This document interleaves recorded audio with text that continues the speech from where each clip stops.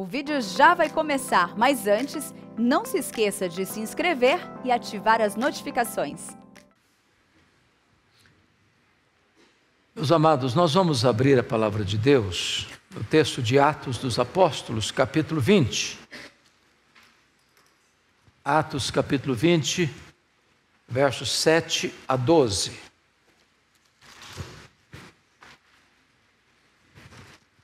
Atos 20, 7 a 12.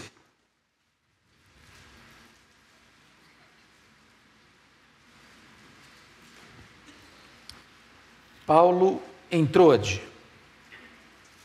No primeiro dia da semana, estando nós reunidos com o fim de partir o pão, Paulo, que devia seguir viagem no dia imediato, exortava-os e prolongou o discurso até meia-noite. Havia muitas lâmpadas no cenáculo onde estávamos reunidos. Um jovem chamado Eutico, que estava sentado numa janela, adormecendo profundamente durante o prolongado discurso de Paulo, vencido pelo sono, caiu do terceiro andar abaixo e foi levantado morto. Descendo, porém, Paulo inclinou-se sobre ele e, abraçando-o, disse: Não vos perturbeis, que a vida nele está. Subindo de novo, partiu o pão e comeu, e ainda lhes falou largamente até o romper da alva, e assim partiu. E então conduziram vivo o rapaz e sentiram-se grandemente confortados. Amém. Eu quero tratar com vocês nesta noite sobre o tema Fuja da janela. Fuja da janela. O apóstolo Paulo, depois de 3 anos na cidade de Éfeso, na sua terceira viagem missionária, onde experimentou um poderoso avivamento espiritual, onde viu uma cidade, a grande metrópole, com mais de 300 mil habitantes na época, se rendendo ao Evangelho, uma cidade marcada pela feitiçaria e pela idolatria, e a palavra ali prevalece, uma cidade que experimenta a intervenção de Deus na plantação de outras igrejas em toda a província, como Esmirna, Pérgamo, Tiatira, Sardes, Filadélfia, Laodiceia, Colossos e Herápolis. Agora Paulo está deixando a cidade. Paulo está agora levando uma oferta recolhida entre as igrejas gentílicas da Galácia, da Macedônia, da Caia, da Ásia Menor, aos pobres da Judéia. Essa pobreza foi em virtude de uma fome que assolou o mundo no período de Cláudio, 41 a 54, e conforme Atos 18:2, os judeus foram expulsos de Roma nessa ocasião. Então voltaram para a Judéia, sem terras, sem casas, sem vinhas, sem lavouras, sem renda.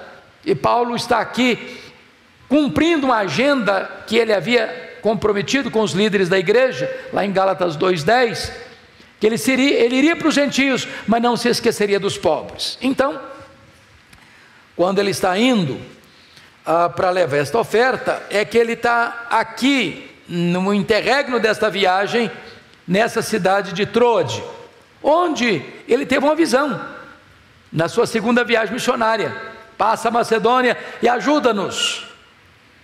E onde ele esteve também, muito provavelmente, depois da sua primeira prisão em Roma, quando ele deixou lá na casa de Carpo, em Troade, a sua capa, seus livros e seus pergaminhos.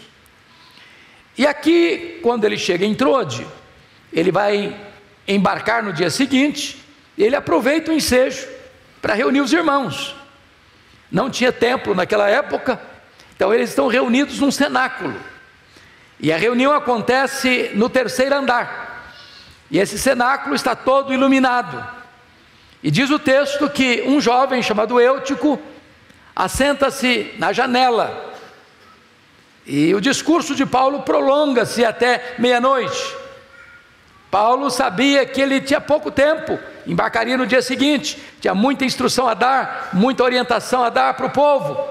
E diz o texto que esse jovem, tomado de um sono profundo, caiu da janela, do terceiro andar. E quando desceram e o levantaram, ele está morto. Paulo desce, Paulo se dobra sobre ele, Paulo o abraça, e a vida volta ao rapaz. E Paulo consola a igreja: fique tranquilo, a vida está nele. Curiosamente, em vez da igreja ficar efusivamente entusiasmada com o insólito milagre, porque a Bíblia faz poucos registros de ressurreição, para vocês terem uma ideia, no Velho Testamento tem 2 registros, apenas 2, aliás 3, um no ministério de Elias e 2 no ministério de Eliseu, sendo que o segundo do Eliseu, ele já não estava vivo mais, estava morto. Quando jogaram um defunto na cova dele, tocando os ossos dele, o cara levantou. Então, são 3 relatos de ressurreição no Velho Testamento. No ministério de Jesus, 3 registros: filho da viúva de Naim, filha de Jairo e Lázaro. No ministério apostólico, só 2 relatos: Dorcas, que foi ressuscitada por Pedro, e Eutico por Paulo. O que eu acho maravilhoso, ressuscitado o menino, vamos voltar para a igreja, vamos voltar para o culto. Voltou, culto normal, tudo acontecendo normalmente, sem muita alarde, sem muita propaganda, celebrar a ceia, e Paulo, animado, pregou até o dia raiar. Esse é o Paulo. Bom, esse texto enseja-nos algumas lições que eu gostaria de repartir com vocês. Em primeiro lugar, meus irmãos, a gente precisa fugir da janela, porque a janela é um lugar que oferece muitas distrações. Muitas distrações. Primeiramente, naquela época não tinha ar-condicionado, então a janela era um lugar de acomodação. Era mais fresco, ambiente mais arejado, e certamente a janela é aquele local onde você dá uma olhada para dentro e uma olhada para fora. Você acompanha o que está acontecendo, mas ao mesmo tempo a sua mente está dividida, seus olhos divididos, sua atenção dividida, o que está acontecendo lá de fora. Na linguagem da parábola de Jesus, é como a semente que cai no meio do espinheiro. Tem muita coisa concorrendo, tem muita coisa acontecendo ao mesmo tempo, e a possibilidade de quem está na janela, olhando para dentro e para fora ao mesmo tempo, é de se distrair, perder o foco, perder a atenção. É aquele velho ditado que nós dizemos o seguinte: o cara está com um pé na igreja e outro no mundo, ou numa outra linguagem nossa, quer experimentar o melhor da igreja, o melhor do mundo. E isso é um grande perigo, um grande perigo. Me permita contar-lhes uma história que aconteceu comigo há alguns anos, há bastante tempo. Eu fui convidado para pregar numa igreja, uma grande igreja, numa das melhores cidades do Brasil.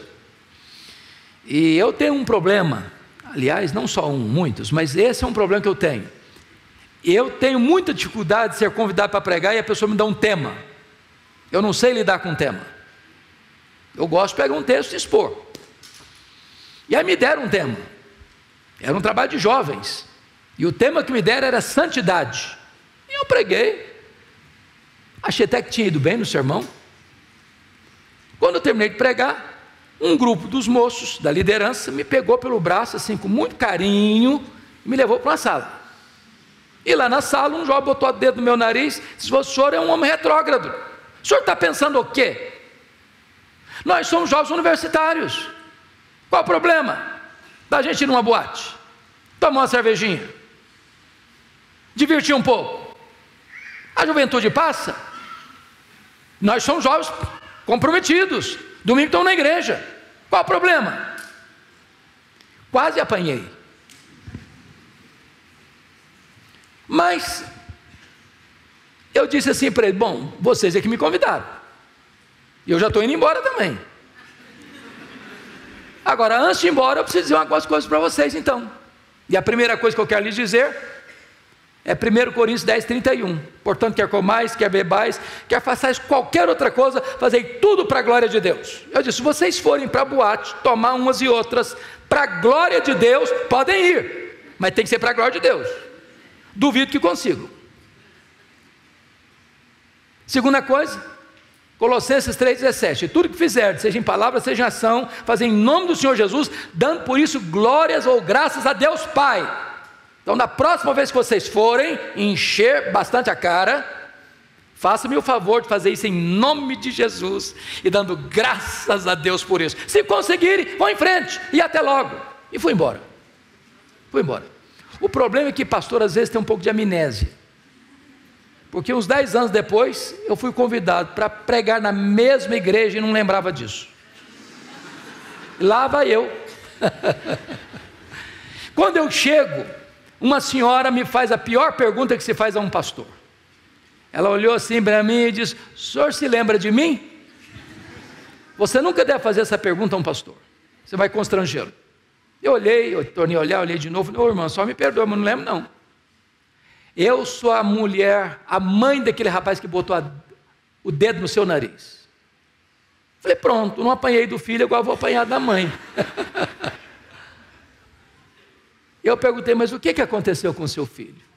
Ela me disse, pastor Hernandes, Deus usou o senhor naquele dia para confrontar meu filho. E o meu filho, a partir daquele dia, mudou a vida dele. Jesus transformou a vida dele. Meu filho é um homem de Deus, cheio do Espírito Santo de Deus. A janela é um lugar muito perigoso para distrair você. Fuja da janela. Segundo lugar, a janela conduz não só à distração, a janela conduz à insatisfação. Porque chega um momento que o colorido da janela, os movimentos do lado de fora da janela, começam a atrair você de tal maneira que você começa a se desinteressar porque está acontecendo dentro, onde a palavra de Deus está sendo pregada. O coração é fisgado. Eu tive, cada um tem sua história de conversão. Fui criado num berço cristão, meus pais eram evangélicos, mas a minha conversão de fato se deu com 17 anos. E eu me lembro que o meu problema lá na roça é que no domingo, na hora da escola bíblica dominical, a moçada, a meninada da rua passava com a bola, com apito, aquela moçada toda, para o campo, e eu dentro da igreja. Ai de mim se saísse, meu pai me pegava. O meu coração ia junto. Meu coração ia junto com os meninos. Até o dia que Jesus mudou a minha vida. Mas para mim, quando a meninada passava com a bola, aquela janela era mais atraente para mim. Aquele alarido era mais atraente que os cânticos espirituais aqui dentro do templo. E desta forma, muitas pessoas perdem o interesse dentro e vai se ligando ao que está fora, como o pródigo. Ele começou a achar a casa do pai chata demais, monótona demais, e ele começou a ficar insatisfeito, dizer, não, a vida está pulsando, é lá fora, e é lá que eu quero viver, é lá que eu quero experimentar, e ele quer ir para um país distante, curtir todas. Quantas pessoas que são atraídas por curiosidade, e aí começa o primeiro gole, o primeiro cigarro, o primeiro papelote de cocaína, a primeira aventura sexual fora do projeto de Deus. E quando percebe, o colorido do fora da janela está amarrando, está colocando algemas, amarras, para destruir a pessoa. Mas em terceiro lugar, você tem que fugir da janela, porque a janela conduz a um limite muito perigoso. A grande pergunta que as pessoas fazem quando estão sendo fisgadas, tentadas, atraídas para o pecado é: até onde eu posso ir? Outra questão: até que ponto eu sei quando parar? E meus amados, nenhum de nós é capaz de dizer eu posso ir até tal ponto e eu sei a hora de parar. Ninguém sabe. Ninguém sabe. Se o seu coração for fisgado, se a sua mente se dirigir por esse campo do lado de fora da janela, se a tentação amarrar você, você não sabe a hora de parar. Essa foi uma resposta que eu tive de uma moça, que acompanhando no aconselhamento, ela me disse: pastor, eu sei a hora de parar. Eu disse: filha, você não sabe. Eu disse: eu sei, mas não sabia mesmo. Ela arruinou sua vida. Arruinou sua vida. Porque quem olha para o lado de fora da janela e se atrai pelo que está fora da janela, ela é fisgada de uma maneira irresistível.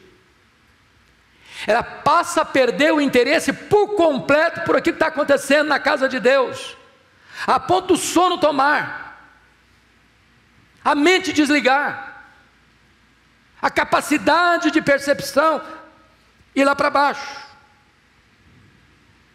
É assim que muitas vezes pessoas que um dia já estiveram conosco cantando os cânticos de Sião se afastaram.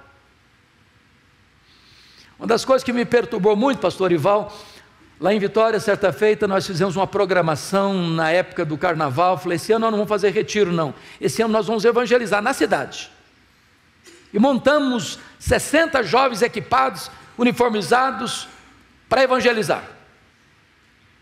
Para meu espanto, cerca de 30% das pessoas que vão para as ruas, atrás de um trio elétrico, pular carnaval, já haviam passado por uma igreja evangélica, eram chamados desviados de uma igreja evangélica. Porque um dia a janela os atraiu. Porque um dia olharam para fora, foram fisgadas, atraídas irresistivelmente. Mas preste atenção, irmãos, que as janelas hoje, elas são mais amplas, elas são mais coloridas, o movimento é maior. Quais são as janelas hoje que estão atraindo as pessoas, fisgando as pessoas? A internet, por exemplo, os Netflix da vida, os jogos, muitos deles perigosíssimos, induzindo jovens a práticas criminosas terríveis, a relacionamentos extraconjugais. Há uma prática sexual fora do projeto de Deus. Tudo isso vai arrastando as pessoas, produzindo uma ilusão. Então, a ideia é: fuja da janela. Mas deixe eu olhar um segundo ponto. A janela é um lugar que produz sonolência espiritual. Veja você que a falta de vigilância nas tentações. Tentação está aí, e não tem idade para ser tentado, sabia? Algumas pessoas brincam de uma maneira jocosa, e não é verdade. Dizem assim: você sabe quando você está ficando velho? Quando você está novo, você corre da tentação. Quando você fica velho, a tentação corre de você. Não, mas não é isso não. Não tem idade para ser tentado, não, sabia? Porque há níveis de tentação.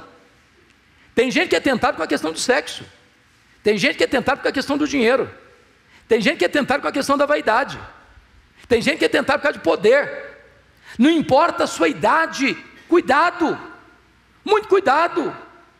Por que o Sansão caiu? Porque ele não vigiou. Ele não cuidou dos seus olhos. Ele não vigiou seu coração. E não importa se você é um homem de Deus, se você é uma mulher de Deus, se você é uma pessoa madura na fé, se você é uma pessoa experiente espiritualmente, cuidado com a janela aberta. Mais do que isso, a janela é um lugar que produz sonolência, porque a preguiça diante dos desafios pode ser um risco. Quer ver o exemplo das 5 virgens? Elas eram virgens, elas aguardavam o noivo, elas tinham lâmpadas, elas estavam vestidas a caráter. A única coisa que fazia diferença entre uma e outra, das prudentes para as nécias, é que umas vigiavam, outras não. Tem hora que você confia em você mesmo, confia na sua capacidade, no seu conhecimento, na sua experiência, e aí vem o fracasso, ou fraqueza também nas tribulações, como Pedro. O Senhor Jesus, ô Pedro, vigie comigo, e Pedro dormiu mesmo quando Jesus o alertou: você vai me negar. Ele dormiu. Meus irmãos, o perigo está aí, o pecado está aí, a tentação está aí, as ameaças estão aí, as armadilhas estão aí, e nós temos que tomar o máximo de cuidado com essa janela aberta. A grande pergunta talvez no texto é: por que o Eutico dormiu? Por que ele dormiu? Primeira coisa, perdeu interesse nas coisas de Deus. De repente o sermão foi se alongando. Não é o sermão que fez o cara dormir, não, é a desatenção, desligar. E preste atenção que isso pode acontecer aqui dentro. Você entrar aqui no templo, de repente sua mente desliga, você está no outro canal. Você veio, mas não veio. Você está, mas não está. Você está no cenáculo, mas está na janela. Então, é preciso manter o interesse, é preciso disciplinar a sua mente. Por que Eutico dormiu? Porque foi exatamente para o lugar errado. Ele está no terceiro andar, ele está olhando o movimento da rua, que há muitas luzes, mas de repente a mente dele sai do que está acontecendo aqui, o coração dele se desliga do sermão que Paulo está pregando, ele perdeu o interesse por aquilo que estava dentro, e com isso, ele perde o fervor, e ele literalmente morreu de sono. Pensa num cara que morreu de sono, foi ele, né? Morreu de sono. Então vamos olhar o terceiro ponto que eu gostaria de destacar. A janela, preste atenção nisso, a janela é um lugar de quedas perigosas. Você já percebeu que quem cai não cai para dentro, cai para fora? Porque está na janela, tem 50% que cai para dentro, 50% que cai para fora, mas via de regra cai para fora. Talvez a lei da gravidade funcione melhor aqui, né? Meus amados irmãos, vamos pensar um pouquinho, à luz da Bíblia, sobre essa questão de estar na janela, olhando para fora. Você conhece alguém que olhou uma janela aberta, estava na janela aberta e caiu? Pensa comigo em Davi. Davi estava andando no seu palácio e viu uma janela aberta. E toda janela aberta tem para você uma paisagem, um cenário. Qual o cenário que ele viu? Uma mulher tomando banho. É bem verdade que a dona Batseba devia ter fechado a janela para tomar banho, porque o homem gosta de olhar, e diz os entendidos que a mulher gosta de ser olhada. Então a mulher tomando banho de janela aberta é um perigo. Mas se ele não estivesse olhando a janela, ela poderia estar tomando banho. O problema então não era a Batseba, era o Davi. Era o Davi. Eu li um livro certa feita que ensina o seguinte: você nem sempre pode deixar de ver, você vê. Você vê. O problema não é o olhar, é o segundo olhar, é o terceiro olhar. Ou se você ver algo belo que atraiu você, comece a dar graças a Deus por fazer coisa tão linda, tão maravilhosa. O problema é que quando você vê algo belo, o seu coração, o meu coração, cheio de cobiça, começa a desejar o que os olhos veem. É a cobiça dos olhos. Foi o que derrubou Eva. Foi o que tornou o pródigo insatisfeito para a casa do pai? Foi o que acorrentou Davi no adultério e no assassinato? Porque a janela estava aberta e ele foi atraído com o que estava lá do lado de fora da janela. Foi o que atraiu Sansão para aquela moça. E o pai disse: não, meu filho, essa não, é essa sim, é essa que eu quero. Então cuidado, porque a janela pode levar você a cair, e quem cai, cai para o lado de fora. Veja você que o Eutico caiu e o Eutico morreu. Há muitas quedas, há muitos feridos, mas há muitos que morrem.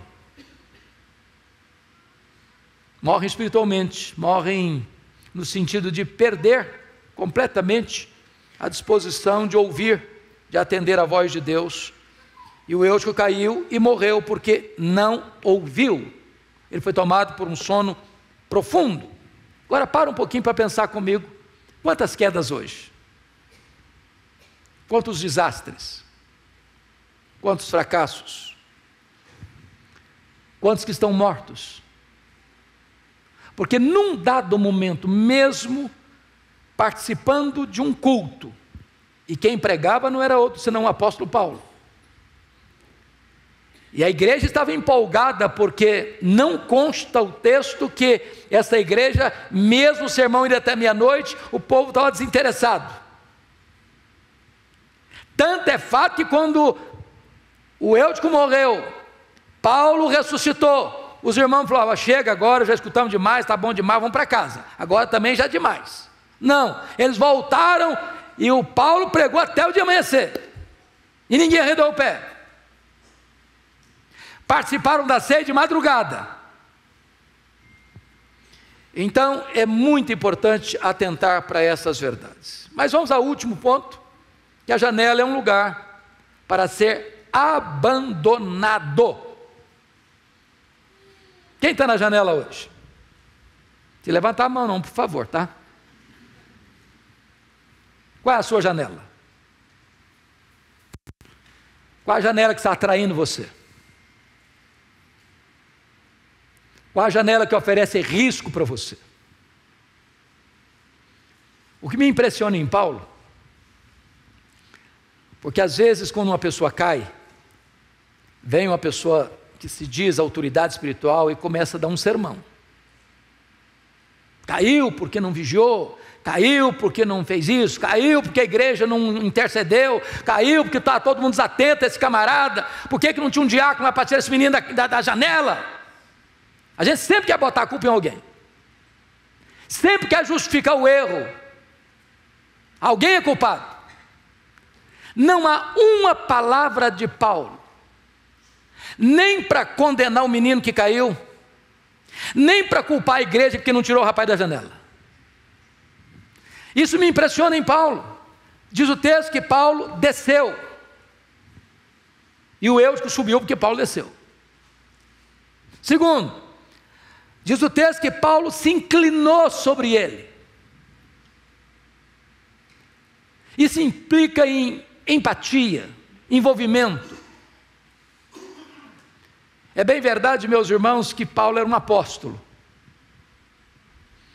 E uma das marcas ou atributos de um apóstolo, segundo Coríntios capítulo 12, verso 12, é que Deus, o Senhor Deus deu a eles essa marca de operar sinais, maravilhas. Muito embora nem todos os apóstolos tivessem operado maravilhas, Atos relata que basicamente Pedro e Paulo são esses instrumentos que Deus usa para essas coisas extraordinárias. Mas o ponto é que Paulo inclina sobre o menino, abraça o rapaz, e diz o texto que a vida volta para ele. O Senhor o ressuscita. É claro, irmãos, que hoje Deus pode fazer um milagre de ressurreição? Pode. A história tem outros exemplos. Eu já disse aqui num culto da missão Quatzabampo, que eu tive a oportunidade de visitar, em 1991, onde aconteceu um grande avivamento em 1966, E eu ouvi pessoalmente o relato da regente do coral, que ficou 17 horas no caixão. E ela estava sendo levada para o cemitério quando o Senhor Jesus a ressuscita, a levanta da morte. E esse fato está relatado, registrado no livro God Among the Zulus, de Kurt Koch. Você pode acompanhar e ler. Mas hoje, nós estamos falando de outro tipo de morte. A morte espiritual, a sonolência espiritual. Desperta, ó tu que dormes, levanta-te de entre os mortos, e Cristo te iluminará. Quantas pessoas hoje que estão dormindo no sono da morte, na linguagem do salmista, apáticos, sem ânimo, sem atenção, sem um coração fervoroso, com um coração dividido, completamente desligados com o que está acontecendo na casa de Deus, precisando ser despertados, precisando ser acordados, precisando ser reavivados.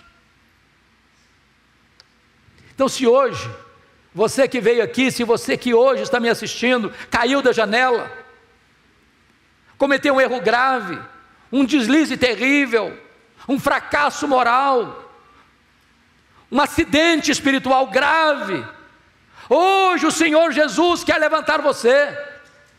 Hoje Jesus quer colocar você de pé. Hoje o Senhor pode fazer um milagre na sua vida. Hoje o Senhor pode restaurar a sua alma. Hoje você pode trazer à memória aquilo que vai lhe dar esperança, sabendo que as misericórdias de Deus se renovam para você a cada manhã.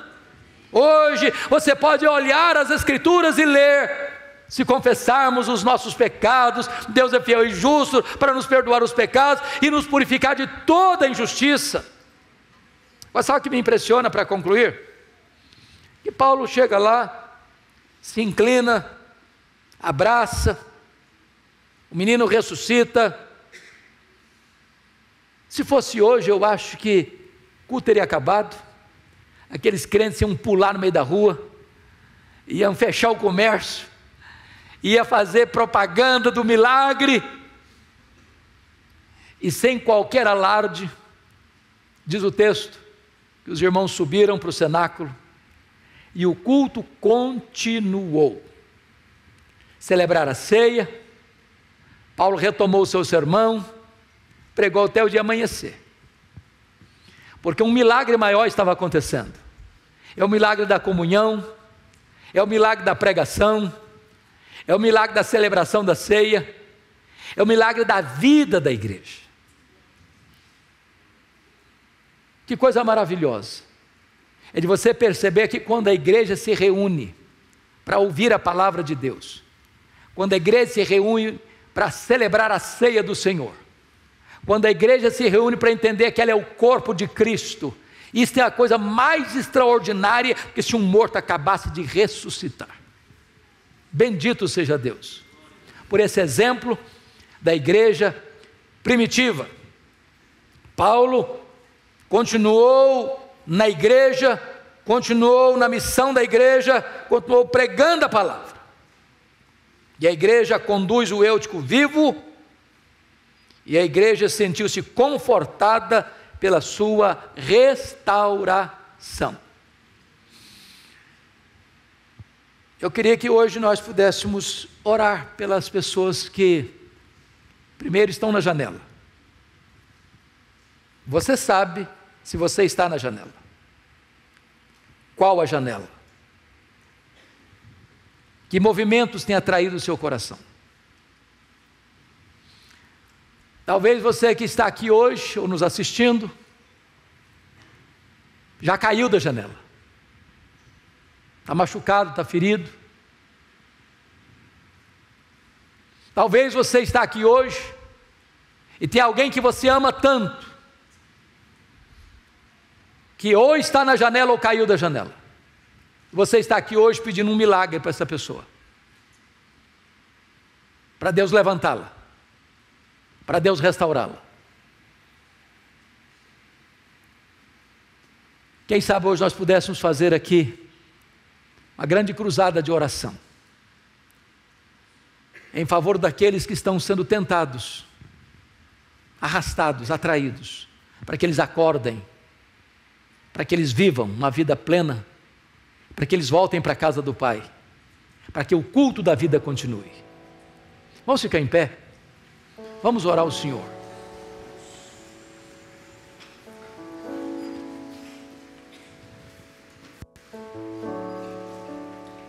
Meus irmãos, nenhum de nós está imune à tentação. Nenhum de nós está imune aos coloridos das janelas da vida. Nenhum de nós pode dizer, não, isso aí não me atinge. Eu estou blindado. A Bíblia diz, aquele que pensa em estar em pé, veja que não caia. E se você hoje pedir ao Senhor, meu Deus, fortaleça a minha fé, meu Deus, reanima o meu coração, meu Deus, me revista com o poder do Espírito Santo, meu Deus, segura firme a minha mão, porque eu não posso ficar de pé, escorado no bordão da autoconfiança. Deus é poderoso para nos guardar de tropeço, Deus é poderoso para nos manter firmes, inabaláveis, para o louvor da sua glória. Oh meu Deus, Tu conheces cada um de nós, Tu sabes quão frágeis nós somos, Tu sabes que o nosso coração tantas vezes se inclina por aquilo que é mal. Tem misericórdia de nós, visita o nosso coração nesta noite, tira-nos, Senhor, desse lugar vulnerável, tira os nossos olhos, meu Deus, daquilo que pode ser tropeço para os nossos pés. Inclina o nosso coração para Ti, Senhor, e que as coisas lá do alto atraiam mais o nosso coração do que as janelas coloridas deste mundo. Por amor do Teu nome, reaviva o nosso coração. Por amor do Teu nome, tira-nos, Deus, dos laços do passarinheiro. Por amor do Teu nome, quebra o laço, despedaça a lança do inimigo e torna o Teu povo livre para Te servir e Te adorar. Muito obrigado por esta noite, muito obrigado pela presença do Teu povo na Tua casa nesta noite. Visita o coração de cada pessoa que está acompanhando esse culto agora de forma virtual, para o louvor da Tua glória. Dá-nos livramento, dá-nos vitória, em nome de Jesus, aleluia, amém. Continuemos em pé, queridos.